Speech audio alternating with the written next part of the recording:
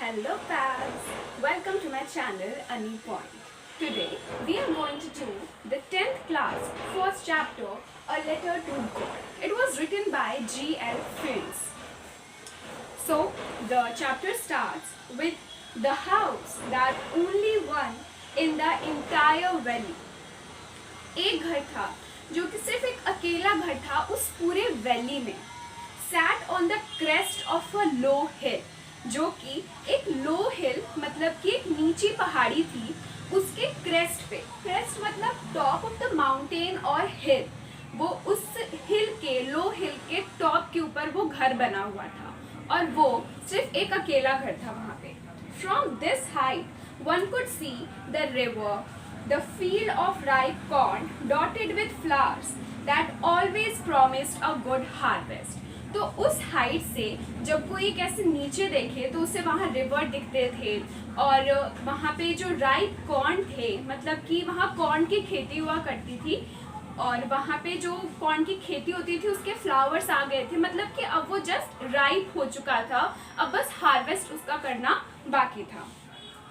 The only thing that earth needed was a downpour or at least a shower. तो कह रहे हैं कि उस टाइम पे जो सिर्फ एक चीज़ चाहिए थी वो थी कि वहाँ पे डाउनपोर हो या फिर थोड़ी बहुत शावर हो जाए, मतलब बारिश. इन द सेंस कहा जा रहा है कि अब उस इलाके को बारिश की ज़रूरत थी. डाउनपोर मतलब होता है a heavy fall of rain, मतलब बहुत तेज वहाँ पे थोड़ी बारिश आ जाए, ये चाहिए था वहाँ पे. The only thing throughout the morning, Lencho, who knew his field intimately, had done nothing else but see the sky towards the northeast. तो वहाँ रहता कौन था उस घर में? लेंचो रहता था. लेंचो अपनी फैमिली के साथ उस घर में रहता था.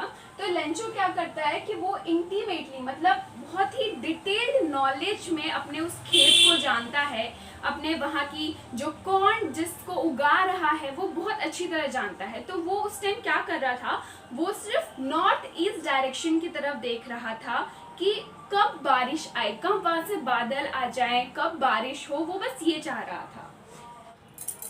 Now we are really going to get some water, women. Women यहाँ पे लेंचो अपनी पत्नी को बोलता है, अपनी पत्नी से वो कहता है कि अब हमें really पानी मिलने वाला है, मतलब कि अब सच में बारिश होने वाली है. The women who was preparing supper replied, yes, God willing. मतलब फिर वो विमेन उसको रिप्लाई करती है कि हाँ, अब अगर भगवान चाहेगा तो ज़रूर मिलेगा. The older boys were working in the field while the smaller ones were playing near the house until the women called to them all come for dinner. तो उस घर के जो बच्चे होते हैं, तो जो बड़े बच्चे होते हैं, बड़े लड़के होते हैं, वो वहाँ फील्ड में काम कर रहे होते हैं और जो उसके छोटे बच्चे होते हैं, छोटे लड़के होते हैं, वो घर के आसपास खेल रहे होते हैं. तब जो विमेन है वो उनको बुलाती है कम फॉर डिनर, कि खाना खाने आ जाओ. It was during the meal that just as Lencho had predicted, big drops of rain began to fall. In the northeast, huge mountains of cloud could be seen approaching. तो जैसा कि Lencho ने कहा था कि अब हमें ज़रूर बारिश मिलेगी, अब हमें मिलने वाली है, तो वैसा ही हुआ कि नॉर्थ ईस्ट से बहुत सारे क्लाउड्स, मतलब माउंटेन्स ऑफ क्लाउड्स कहा गया है कि बहुत ग्रुप में क्लाउड्स हो रहे थे, वो उनके खेत की तरफ आ रहे थे और बड़े बड़े बूंदे अब पड़ना शुरू हो गई थी. The air was fresh and sweet. The men went out for no other reason than to have the pleasure of feeling the rain on his body. When he returned, he exclaimed, "These are not raindrops falling from sky. They are the new coins. The big drops are 10-cent pieces and the little ones are 5." तो Lencho ने क्या किया कि वो अपना खाना छोड़ करके बाहर चला गया. क्यों क्या था वो बाहर?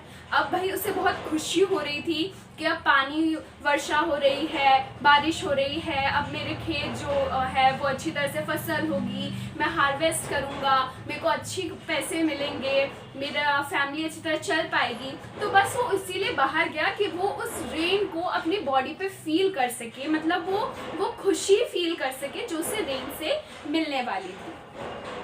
और जब वो अंदर आया बाहर से ऐसे बारिश को देख करके जब वो अंदर आया तो उसने कहा कि ये रेन ड्रॉप्स नहीं है, ये जो बड़ी बड़ी बूंदे हैं ये 10 सेंट पीसेज है। मतलब कि अगर हम इंडियन रुपीस में अगर उसको ऐसे बात करें तो जैसे 10 रुपये बोल दिया, और जो छोटे हैं वो 5 रुपये, मतलब वो उनको पैसे से काउंट कर रहा था कि जो बड़ी बूंदे हैं वो 10 रुपये की हैं और जो छोटी बूंदे हैं वो 5 की हैं। With a satisfied expression, he regarded the field of ripe corn with its flowers, draped in a curtain of rain. और इतना वो satisfied हो गया था उस बारिश को देख करके कि उसने रिगार्ड किया अपने जो उसका फील्ड था राइप कॉर्न का, जिसके अंदर फ्लावर्स आ चुके थे, कि वो बारिश के कर्टेन में ड्रेप्ड है। ड्रेप जैसे कि जब हम साड़ी पहनते हैं तो उसे कहा जाता है कि ड्रेप किया है, तो उसी तरह कहा जा रहा है कि वो अपने फील्ड को कहता है कि रेन के कर्टेन में वो पूरी तरह ड्रेप्ड हो गया है। मतलब रेन उसके चारों तरफ ऐसे है जिसकी वजह से उसको वहाँ अच्छी हार्वेस्ट मिले। But suddenly a strong wind began to blow and along with the rain very large hailstones began to fall. These truly did not resemble new silver coins. पर सडनली क्या हुआ कि एक बहुत ही तेज हवा चलने लग गई, और इन जो उसने बूंदों की बात की थी रेन के साथ साथ बड़े बड़े हेल स्टोन होते हैं पैलेट ऑफ हेल, मतलब जो ओले पड़ते हैं ना उनको हेल स्टोन कहा गया है। तो अब बारिश के साथ साथ ओले पड़ने लग गए थे। तो अब वो कहता है कि ये अब तो सिल्वर कॉइन्स है नहीं, सिल्वर कॉइन्स उसने क्या कहा, बारिश को कहा। अब ओले पड़ेंगे तो उसकी खेती तो खराब हो जाएगी। अब जिसे वो कह रहा था कि अब मेरी अच्छी हार्वेस्ट होगी, ओले पड़ने से उसकी हार्वेस्ट खराब हो जाएगी।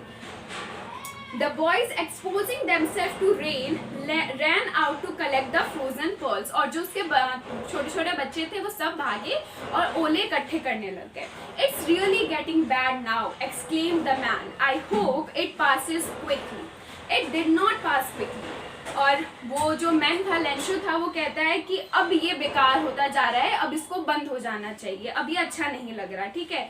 और वो कहते हैं कि काश ये जल्दी से खत्म हो जाए, पर ये जो हेल स्टोन थे, ओले पड़ रहे थे, ये जल्दी खत्म नहीं हुए। For an hour, the hail rained on the house, the garden, the hillside, the cornfield, on the whole valley. और 1 घंटे तक ये ओले पड़ते रहे उसके घर के पास, जहाँ उसका खेत था वहाँ पूरे हिलसाइड में ये 1 घंटे तक पड़ते रहे। The field was white as if covered with salt. जो उसकी पूरा खेत था वो सफ़ेद हो गया था, ऐसे लग रहा था जैसे उसको सॉल्ट से, नमक से कवर कर दिया गया हो।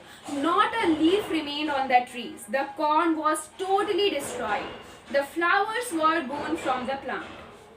Lencho's soul was filled with sadness. अब पेड़ के ऊपर एक भी पत्ता नहीं रहा था, ओले पड़ने से जितनी भी उसके फ्लावर्स थे कॉर्न के वो सब टूट गए थे, पेड़ के पत्ते टूट गए थे, और अब जो लेंचो का दिल था वो बहुत ज़्यादा उदास हो गया था। When the storm had passed, he stood in the middle of the field and said to his sons, "A plague of locusts would have left more than this. The hail has left nothing. This year we will have no corn." तो जब ये storm जो था ये पास हो गया, storm ये आंधी जो आंधी थी वो चली गई, तो लेंचो अपने फील्ड के बीच में खड़ा हो गया और उसने अपने बेटों से कहा कि जो प्लेगी ऑफ लोकोस्टस, जो वो होते हैं टिड्डे होते हैं ना, तो अगर उनका भी प्लेगी मतलब ग्रुप कहा गया है कि अगर उन लोगों का भी ग्रुप आया होता ना तो भी इससे ज़्यादा बच जाता, जितना कि ये ओले पड़ने से हमारी खेती बर्बाद हो गई है। This year we will have no corn. इस साल हमारे पास बिल्कुल भी कॉर्न नहीं रहेगा। That night was a sorrowful one. और वो जो रात थी वो उन सब के लिए बहुत ही दुखी भरी रात थी। All our work for nothing. There is no one who can help us. We will all go hungry this year. हमारी जितनी मेहनत थी सब खराब हो गई, अब कोई हमारी हेल्प नहीं कर सकता, हम सब इस पूरे साल भूखे मरेंगे। But in the heart of all who lived in that solitary house in the middle of the valley there was a single hope, help from God. पर उस अकेले, उस सॉलिटरी मतलब कि अकेला, वो जो अकेला घर था उस पूरे उस हिल के ऊपर, तो वहाँ के जो भी लोग रहते थे उसके अंदर, मतलब इनडायरेक्टली कहा गया है लेंचो की फैमिली जो थी उनके दिल में सिर्फ एक ये था कि भगवान उनकी हेल्प करेगा। Don't be so upset even though this seems like a total loss, remember no one dies of hunger. कि कहा कि अब तुम ज्यादा उदास मत हो, कि ऐसा हमें लग रहा है कि सब कुछ हमारा खत्म हो गया, टोटल लॉस हो गया, पर याद रखो कोई भी भूखा नहीं मरता है। मतलब इन द सेंस ये दिखाया जा रहा है इस बात से कि लेंचो के परिवार वाले और लेंचो कितना ज्यादा गॉड के ऊपर विश्वास रखते थे। That's what they said, no one dies of hunger. और उन्होंने यही बात की कि कोई भी भूखा नहीं मरता। All through the night, Lencho thought only of his one hope, the help of God, whose eyes, as he had been instructed, see everything, even what is deep in one's conscience. तो पूरी रात Lencho जो था उसके पास सिर्फ एक hope थी, उसे सिर्फ एक आशा थी कि भगवान उनकी हेल्प करेगा। जैसे हम सबको बोला जाता है कि जो भगवान है वो हम सबको देख रहा है, वो हम सब जैसा हम काम करेंगे हमें वैसे ही फल देगा। तो उसी तरह लेंचो को भी कहा गया था कि जो भगवान है वो सब देखता है और किसी के साथ बुरा नहीं करता है।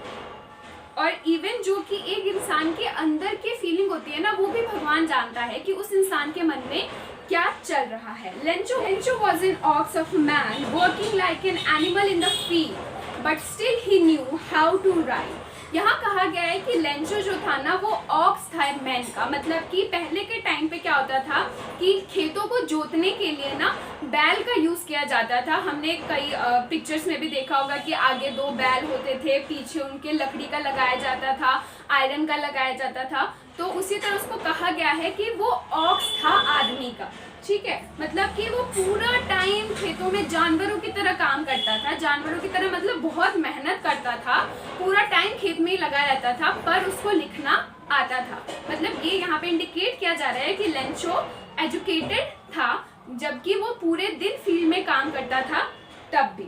The following Sunday at daybreak he began to write a letter which he himself would carry to town and place in the mail. तो जो अगला संडे था तो उसने डे ब्रेक में जो था उसने लेटर लिखना शुरू किया जो उसने खुद लेकर जाना था टाउन में, सिटी में, जो वहाँ का शहर था वहाँ लेकर गया वो, और उसको मेल में डालना था। It was nothing less than a letter to God, और वो और कुछ नहीं था, बस एक लेटर था भगवान को जो उसने लिखा था।